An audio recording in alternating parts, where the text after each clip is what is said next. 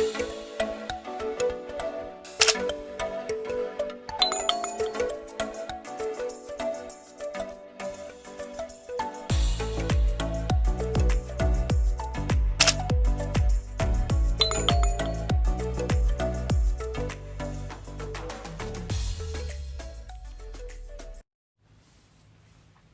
guys, good morning! Welcome back to our channel again. Ang gagawin natin ngayon is isi-share ko sa inyo kung ano yung araw-araw na ginagawa ko pag wala yung asawa ko kasi nasa office siya lagi and ako nandito lang sa bahay kasi wala pang trabaho. So sad.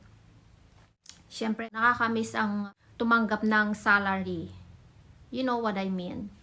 Mga addicts sa trabaho dyan. So, relate much kayo sa akin. So, sa umaga, mag-breakfast ako ng milk, fresh milk. Ipapainit ko lang yan, lalo ngayon malamig. Grabe, no? Ang gulo ng rep namin. Sorry for that. Kaninang umaga, guys, kumain lang ako nito. Ayan. Masarap siya, guys. It's like a bun, guys. Tapos, bumili rin kami nito. Favorite ng asawa ko, yung may red bean sa loob. Ganyan lang kasimple ang kinakain namin sa umaga. Hindi kami kasi nag-heavy breakfast, guys. So, ganun lang. Tapos, hindi nawawala yung banana namin, guys, everyday. Tapos, eto, kakainin ko mamaya. Grapes. Kumakain din ako nito, guys, seaweed. Green tea seaweed. Ang sarap niyan, guys. Pag tinatamad na ako magluto, ayan na lang ang kinakain ko. Tapos kukuha na lang ako ng rice. Tapos may leftover kami na ulam. Yon, ilalagay ko. Parang sushi na siya. Tapos sometimes, guys, kumakain din ako ng pansit canton at saka any noodles na pwede. Tapos oats. Yan. Tapos eto. Yung mga kinakain namin. Ito. Ito, guys, yung pho. Kung popular kayo sa pho na Vietnamese, parang ito siya. Masarap siya. And then, dahil Pilipino tayo, hindi mawawala ang mga pansit canton. Dinadagdagan ko lang siya ng itlog kung gusto ko. Tapos, ayan, sa taas. So, yun lang, guys. And then, after ako kumain, guys, nagja-jogging ako talaga para ma-maintain ko yung katawan ko kasi alam niyo na kung mataba ka, it's hard to move.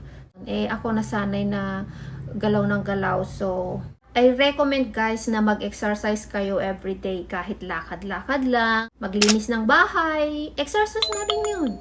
Tapos, mag-jogging. Kasi ako walang bata dito sa bahay, so the house is not so messy. Unlike if you have kids, kalat dyan, kalat doon. So, exercise na rin ang paglilinis sa bahay, guys. Mahirap kaya maglinis ng bahay. Alam ko yan. Ako, nag-jogging na lang. After ko mag-jogging, guys, maliligo, tapos matulog sandali, tapos lunch, ako mag-isa, and then yun ang ginagawa ko everyday, guys. So, let's go jogging, guys. Actually, everyday naman ako nag-jogging and walking outside around 10 in the morning. Kasi dito, guys, malamig na. And this morning, may pros. So, sobrang lamig sa lamig.